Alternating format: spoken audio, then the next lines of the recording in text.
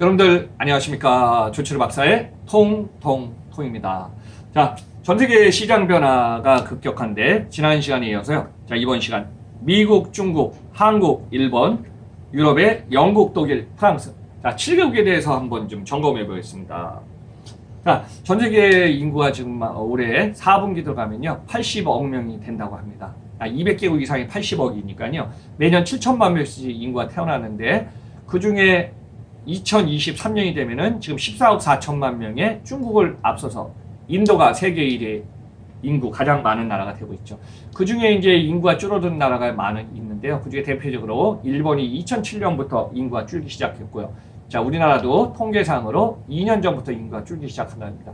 그럼 이제 인구는 경제력이고 인구가 1억 이상이 되면요. 어떻게 이런 얘기가 있습니다. 자급자족이 가능하다. 다양한 1차, 2차, 3차 우리가 말하는 또 이제 6차 산업이라고 있는데 이런 믹스를 해갖고 땅도 어느 정도 크면요. 내수 시장에서 지금 돌릴 수 있는 힘이 생깁니다. 근데 우리나라는 여러분들 전 세계에서 인구 밀도가 높고 또 토지 면적이 가장 적은 나라니까 어떻죠? 해외에서 수출도 하고 수입도 해서 우리는 그래서 수출 의존도가 지난 시간에 얘기했지만 독일 못지않게 높은 나라가 되고 있습니다. 뭐 참고로 전 세계 지금 총 GDP 규모를 따지면은 한 80조, 85조, 최근에 이제 뭐 주식 시가총액도 많이 올라가고 된 상태에서 그 중에 미국이 한 22조, 23조 달러고요. 또 중국이 한 15조 달러 이상 되고, 자, 3위가 일본입니다. 아직도 일본이 5조 달러 이상 규모를 갖고 있습니다. 그 외에 이제 선진국의 유럽의 영국, 인구가 많은 프랑스, 영국, 독일, 독일이 인구가 가장 많네요. 8,550만, 영국이 6,850, 프랑스가 6,550, 이탈리아가 6천만 명이니까. 그래서 이제 인구가 많고 소득이 많은 나라 중심으로 했는데, 그래도 우리나라는 좁은 땅에 수출 수입 의존도가 높으면서 전 세계 무역 구조 탑10 안에 들어가고 총 국가의 GDP도 지금 상당히 높은 상황입니다. 지난 시간에 이어서 지금 방송하면서 보니까 일본은 엔저가 1달러가 134, 135엔 됐죠. 우리나라가 최근에 보니까 외환시장에서 옛날과 같으면 일본에도 우리나라가 그냥 엔고에 원화가 절하가 돼야 되는데 거의 맘먹고 있어요. 유일하게 우리는 지금 달러에 대해서. 아마 1달러가 지금 최근에 1320, 1330원대까지 달러가 지금 상승하고 있고 위안도 지금 우리나라가 160, 170 하다가요. 올해 들어서는 지금 193, 194, 195까지 가고 있습니다. 이게 이제 어때요? 달러하고 위안만 전 세계 환율 시장에서 지금 절상되고 있어요. 참고로 이제 유로 같은 경우도 한 1350원 정도로 계속 유지하다 보니까 우리나라의 경쟁력은 차세대 비즈니스 또 고부가치 산업을 갖다가 수출도 해야 되지만은 허브앤드 스포크 나갔다 들어왔다 하면서 우리나라의 어떤 자원이나 에너지, 인력을 좀 많이 좀 활성화 시켜야 될 것 같습니다. 근데 이제 7개국을 한번 정리해보면서 보니까 자원과 에너지가 많은 나라, 땅이 넓은 나라가 어디죠? 러시아.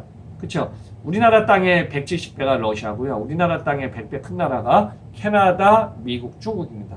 근데 이제 이 나라들의 특징을 보면은 땅이 많으면서 땅이 넓으면서 자원, 에너지가 많고 제가 1차, 2차, 3차를 고루 갖고 있는 나라들은 괜찮아요. 안정적으로. 근데 중국도 올해 제가 이제 4분기부터 힘들다 이런 방송에서 말씀드린 건 뭐냐면은 중국이 두 달 동안에 상하이, 베이징 봉쇄시켰고 특정 지역의 제조 공장 또는 뭐 코로나 제로를 만든다 그래갖고 막 봉쇄시키지 않았습니까? 이 영향이 지금 3개월 후에 지금 조짐이 오고 있어서 중국 같은 경우도 지금 경제가 지금 침체, 둔화되고 있습니다. 그럼 여러분들 이 상황에서 물가는 다 올라가고 있어요. 자, 곡물, 에너지, 버터 모든 게 다 올라가니까 지금 우리나라 지금 가격이 지수가 다 올라가지 않나요? 네. 지금 여러분들 텔레비에서도 보니까 어때요? 밀가루 올라가, 심지어 우리가 먹는 짜장면, 피자, 치킨 2만 원 뭐 다 올라가 버렸어요. 근데 여기다가 또 이제 우리가 쉽게 먹거리 하는 과자, 라면 다 올라가고 있어요. 그래서 제 기억으로도 지금 올해 2022년 2분기 갑자기 지금 어드리브로 생각나는데 농심이 영업 손실이랍니다. 그럼 뭐냐면은 3개월 전이라든가 이게 원가라든가 이거는 다 차후에 올라가기 때문에 그래서 이제 가격을 올려야 된다 또 이런 얘기가 나올 정도로 작년에 그렇게 영업이익 매출도 좋았던 어떤 제조업들이 이 영향을 다 받고 있고 있는 걸로 보고 있습니다. 그래서 이 상황에서 지금 전 세계를 움직이는 힘이 뭐냐면은 미국과 중국의 쌍두마차예요. 자, 제가 항상 강조합니다. 파이낸싱 넘버 마켓플레이스 미국. 미국은 기축통화라 절대 망하지 않아요. 자, 미국에 망하면 전 세계 금융권 휘청합니다. 자, 미국의 대립이 누구죠? 대립이지만 유럽에서는 영국이에요. 그래서 여러분들 영국이 이제 파운드를 갖고 있는데 한번 생각해 봅시다. 전 세계 우리가 잠자는 시장에도 증권거래소나 금융시장 돌아가죠. 자, 미국의 뉴욕, 자 시차에 있습니다.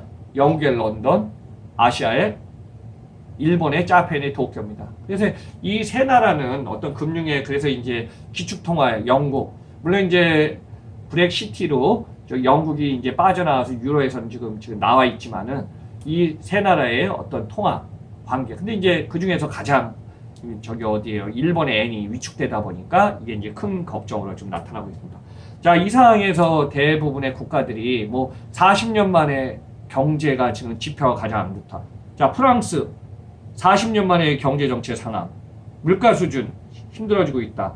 독일 31년 만에 무역 적자, 가스값 폭등, 러시아에 의존한 게 너무 크다 보니까 물가 24년 만에 최악의 공포, 이런 키워드가 지금 줄줄로 나오고 있습니다.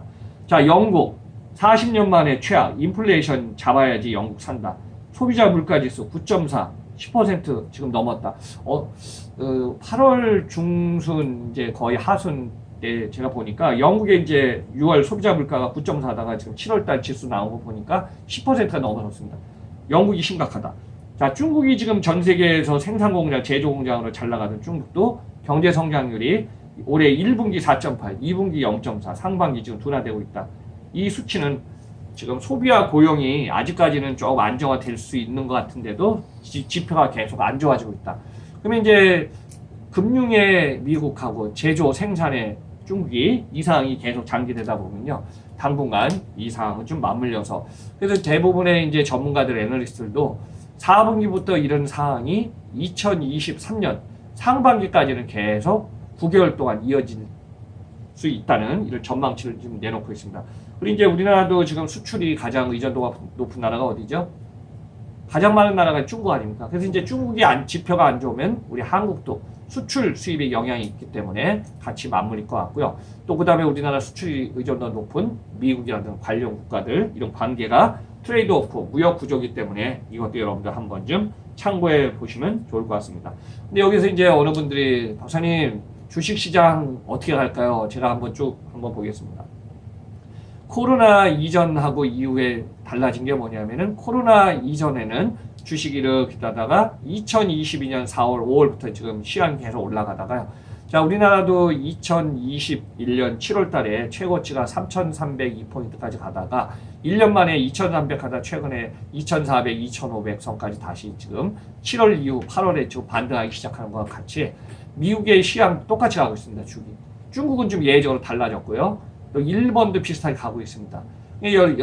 여러분들한테 이제 글로벌 시장에서 미국하고의 우리 이제 옛날에 보면요, 애널리스트나 지표를 보면은 미국의 시향하고 전 세계가 같이 맞물려 가요. 왜냐하면 여기 기축통화하고 미국 중심으로 금융이 움직이다 보니까. 근데 예외적으로 좀 빗나간 게 중국. 또 어른 분이 계십니다. 박사님, 중국은 어떻게 갈까 했는데 이제 이렇게 했습니다.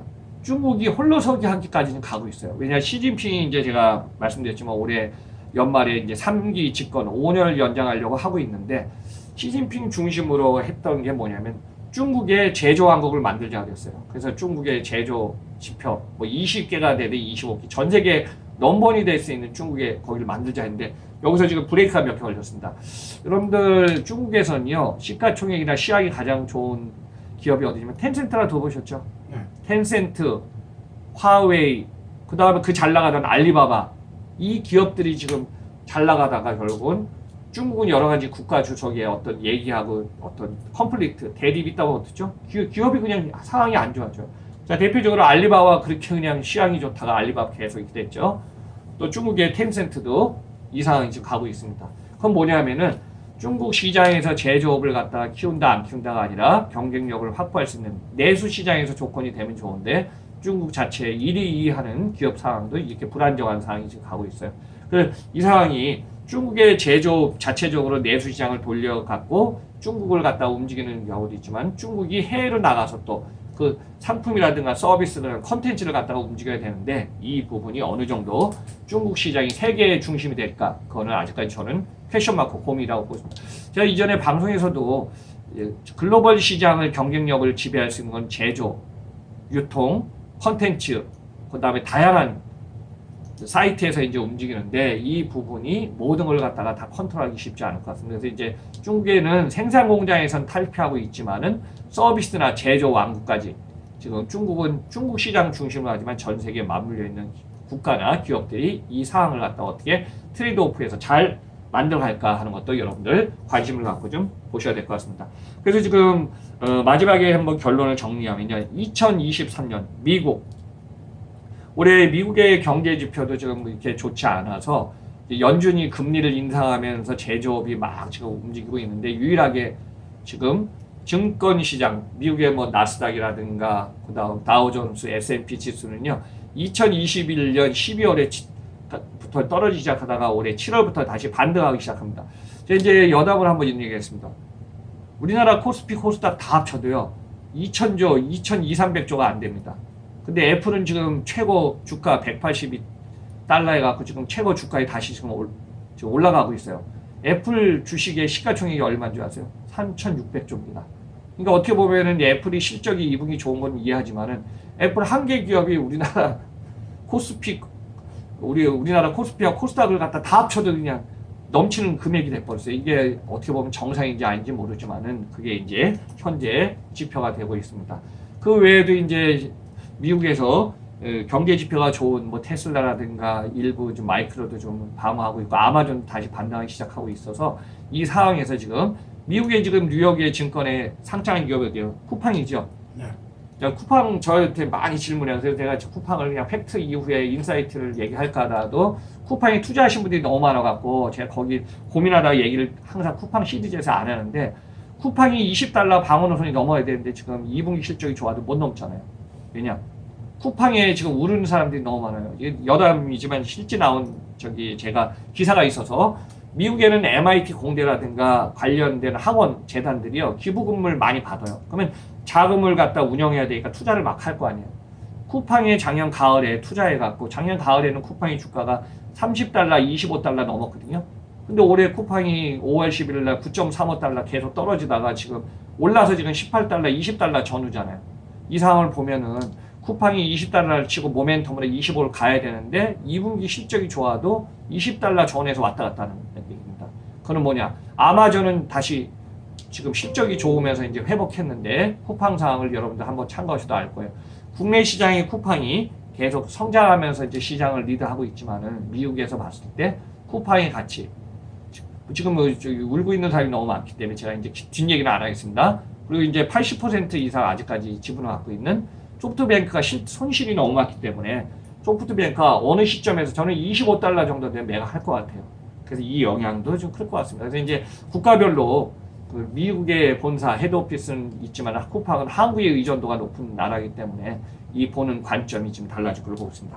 그 이제 미국 중심이냐 중국 중심이냐 아니면은 프랑스, 독일, 영국이냐 그거는 이제 EU에 돼 있고 또 EU에서 나는 브렉시트의 국가고 또 일본이냐 한국이냐는 또 각국의 어떤 정책이나 전략이나 기업의 비즈니스 지표가 다르기 때문에 여러분 요 내용은 한번 참고해 주시기 바랍니다. 그래서 올해 4분기부터 2023년 상반기까지는 주식 시황은 좀 예외적이지만 경제 지표는 너무 안 좋아서 소비자에 관련된 이 부분은 계속 지금 약세를 보일 걸로 예상되고 있습니다. 자, 조철 박사의 통통통 지난 시간에 이어서 자, 전 세계 7개국 한번 좀 종합적으로 방송했으니까 여러분들 참고하시기 바랍니다. 그럼 저는 다음 방송에서 뵙겠습니다. 여러분들 항상 시청했는데 청취 감사드리면서 여러분들 항상 건강하시기 바랍니다. 감사합니다.